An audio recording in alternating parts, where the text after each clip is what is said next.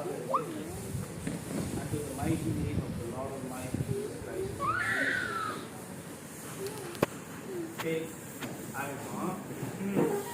சரி, உங்கள யாருக்கு வந்து ஸ்ட்ரெஸ்னா ஸ்ட்ரெஸ்னா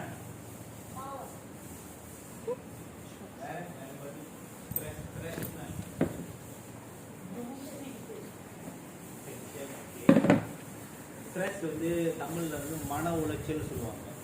மன உளைச்சல்னா என்னதுன்றது உங்களுக்கு தெரியுமா? சொல்லியா?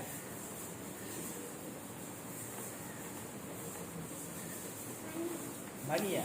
மணி இல்ல, மன உளைச்சல். அப்படின்னா மன உளைச்சல்னா டென்ஷன், ஸ்ட்ரெஸ். ஓகே, நீங்க என்ன சொன்னீங்க? யோசிச்சுக்கிட்டு. ஓகே, பாருங்க, எப்போதும் நம்ம வாழ்க்கையில வந்து இப்போ நீங்க ஸ்கூலுக்கு போறீங்க வரீங்க, ஸ்கூல் போறீங்களா எல்லாரும்? ஸ்கூலுக்கு போகும்போது இப்போ நீங்க இங்கேருந்து போறீங்க, போகிறீங்க, அப்ப வேற வெளியிலேருந்து பிள்ளைங்க ஸ்கூலுக்கு வருவாங்கல்ல, அப்பா அம்மா கூட பிள்ளைங்க ஸ்கூலுக்கு வருவாங்கல்ல.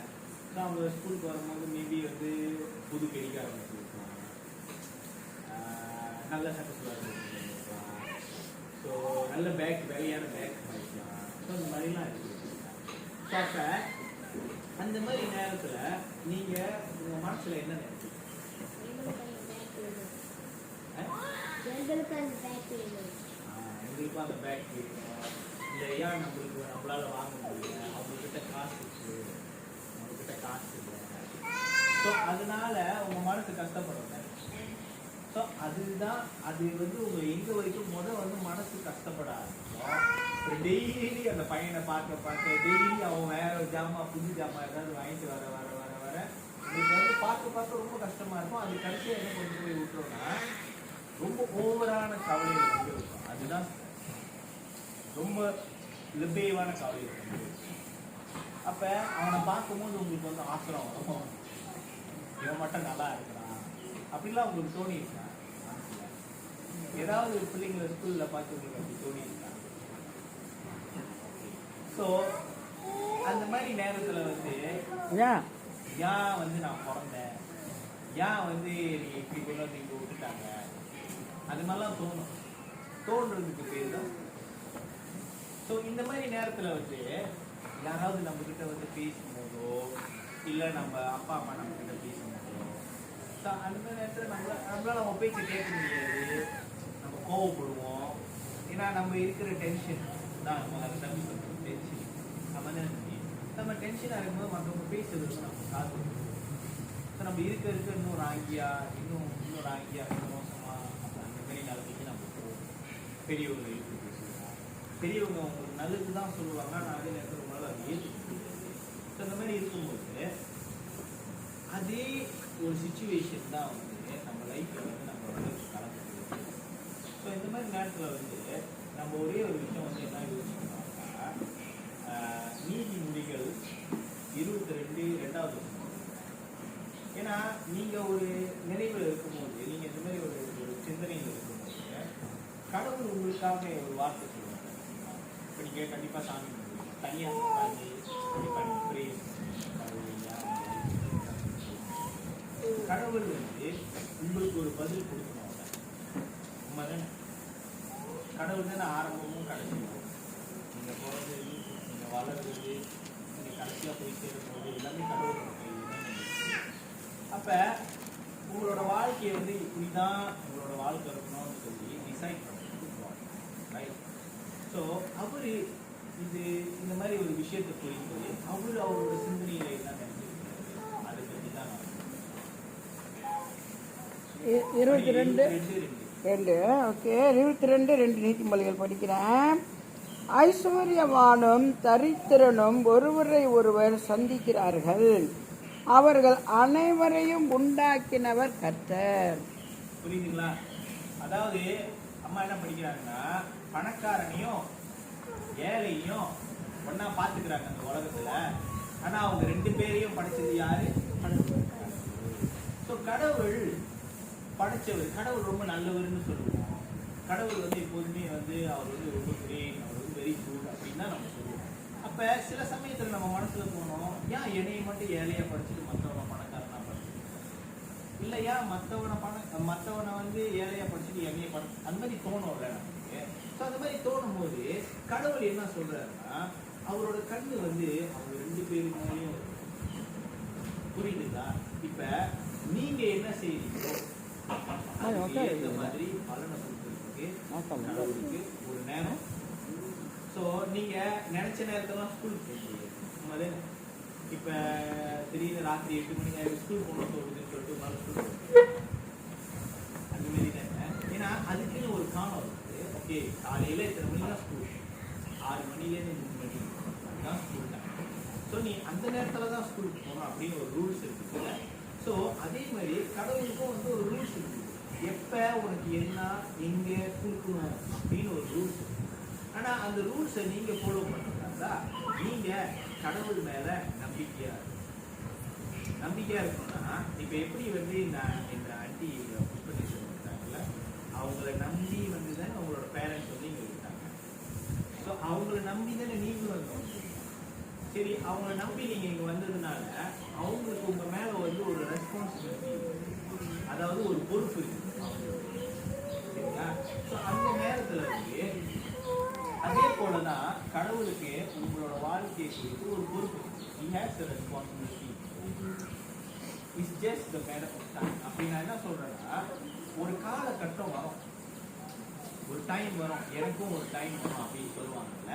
அந்த டைம் எல்லாத்துக்குமே அவங்களோட லைஃப்.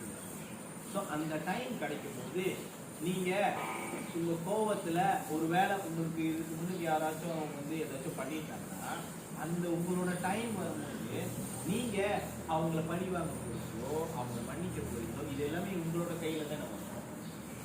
அந்த மாதிரி நேரத்தை வந்து உங்களுக்கு வந்து கடவுள் தானே ரெடி பண்ணி கொடுப்பாரு டைம். ஸோ அந்த டைமை நம்பி கடவுள் மேல நம்பிக்கையா இருக்கிறதுக்கு பேரு தான் கடவுள் பக்தி. கடவுளுக்கு நான் பக்தியா இருக்கிறேன்னு சொல்லுவாங்கல்ல.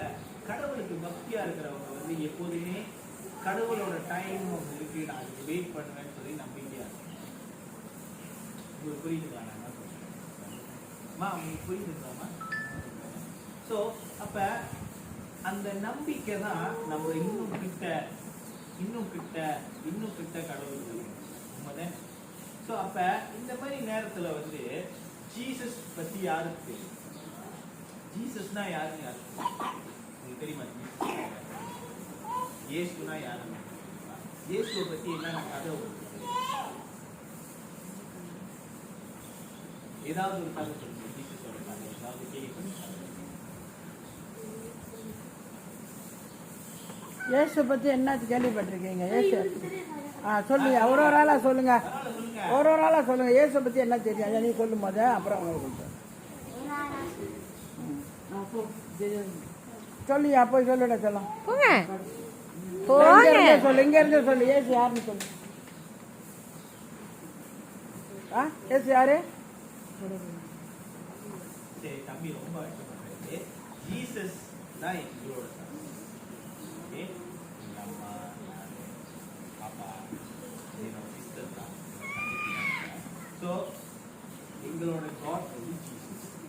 ஸோ எங்களுக்கும் நாங்கள் ஸ்கூலுக்கு போகும்போது நாங்கள் ஒன்றும் பணக்கார ஃபேமிலி, இப்போ உங்க மாதிரி தான் நாங்களும் வாழ்ந்துருவோம்.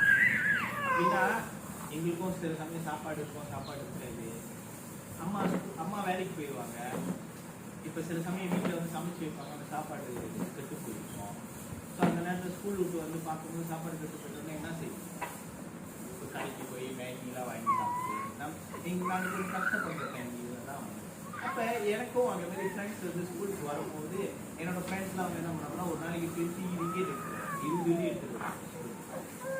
20 ரிங்கேட். அப்போ அவங்க என்னென்னா வாங்கி சாப்பிடுவாங்க ஸ்கூலில் கேன்டீனில். நான் அவங்க பக்கத்தில் தான் உட்காந்துருப்பேன். அவங்க சாப்பிட்றத நான் பார்ப்பேன். அவங்கள்ட்ட காசு இருக்குது, ஆனால் நம்ம அம்மாட்ட காசு இல்லை, நம்ம கிட்ட காசு இல்லை, நம்ம ஃபேமிலியில் காசு இல்லை. அப்போ அதனால தான் கஷ்டப்படுறோம் அப்படின்னு நான் நினைக்கிறேன். ஆனால் இப்போ எனக்கு நான் எவ்வளோ 20 ரிங்கேட் சம்பாதிக்கிறது எனக்கே தெரியும். அந்த மாதிரி ஒரு சிச்சுவேஷன் எனக்கு வந்துச்சு.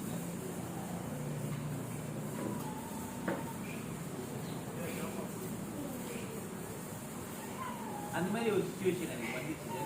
ஸோ அதே மாதிரி தான் கடவுள் உங்களுக்குன்னு ஒரு டைம் வச்சு ஆனா நீங்க என்ன செய்யணும்னா நீங்க கடவுள் மேல நம்பிக்கையா இருக்கணும். இப்போ உங்களோட கோபம், உங்களோட என்ன சொல்றது, அந்த மாதிரி ஒரு நிம்மதி இல்லாத ஒரு அந்த ஃபீலிங் இருக்குல்ல, இருக்கே, அந்த ஃபீலிங் வந்து நீங்க வெளியே வரணும். ஏன்னா எந்த நம்பிக்கையில நீங்க வெளியே வரணும்னா எனக்கும் ஒரு நாள் கடவுள் செய்வார், எனக்கும் ஒரு நாள் கடவுள் செய்வாருன்னு அந்த காரியத்தை வந்து உங்களோட மனசுல வந்து ரொம்ப ஆழமா நீங்க இப்படியே பதிச்சுட்டீங்கன்னா அது உங்களோட ஃபியூச்சருக்கு வந்து ரொம்ப ஹெல்ப். எங்க அம்மா எங்களை பத்தி நான் சொன்னாங்க, எங்களை காட்டிலும் பெட்டரான ஒரு இடத்துல கடவுள் வைக்கிறதுக்கு கண்டிப்பா வந்து நல்ல பிளான். ஸோ கடவுள் மேல நம்பிக்கையா இருக்கிறது ஸோ இம்பார்ட்டன்ட், அது அவ்வளோ முக்கியமான ஒரு காரியம். ஸோ இந்த காரியம் வரும்போது நம்ம லைஃப்ல நம்ம அதில் ஃபோக்கஸ் பண்றது, இதில் ஃபோக்கஸ் பண்றதுலாம் வேலையே. நம்ம கடவுள் மேல ஃபோக்கஸ் பண்ணா கடவுள் நம்ம எங்க நான் அவரு தான் உலகத்தை பண்ண, அவரு தான் இங்க இருக்கிற காரியம் எல்லாமே பண்ண. ஸோ கண்டிப்பா நம்மளையும் கொண்டு போய் சேர்க்கிறதுக்கு அவர் ஒரு பிளான். உங்களுக்குன்னு உங்க லைஃப்ல 1008 பிளான் இருக்கு. ஆனா உங்க பிளான்லாம் நடக்கும் நடக்காது, குழப்பமா நடக்கும் நடக்காது. ஆனா கடவுள் ஒரு பிளான் போட்டாங்கன்னா கடவுள் போட்ட பிளான் தான் நீங்க எல்லாருமே கடவுளோட பிளான்ல தான் இருக்கு. அதனாலதான் இன்னைக்கு நீங்க என்னை பார்த்துருக்கீங்க, நான் அவங்க கூட பேசுறேன். ஆமா அது. ஸோ அப்ப நான் எங்கேயோ பிறந்தேன், நீங்களாம் எங்கேயோ பிறந்தீங்க, இன்னைக்கு நம்ம பார்த்தீங்களா? ஸோ அது மாதிரி தான் அதுக்கான ஒரு டைம். டைமை நீங்க நம்பி கடவுளை நீங்க நம்புனீங்கன்னா நீங்க போய் சேர வேண்டியது.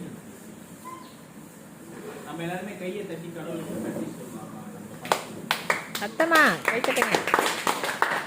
வேகமா கை தட்டுங்க, கை வேகமா தட்டுங்க. கடவுள் நல்லவர்னு சொல்லுங்க. என்னோட லைஃப் கடவுளோட கையில தான் இருக்குன்னு சொல்லுங்க.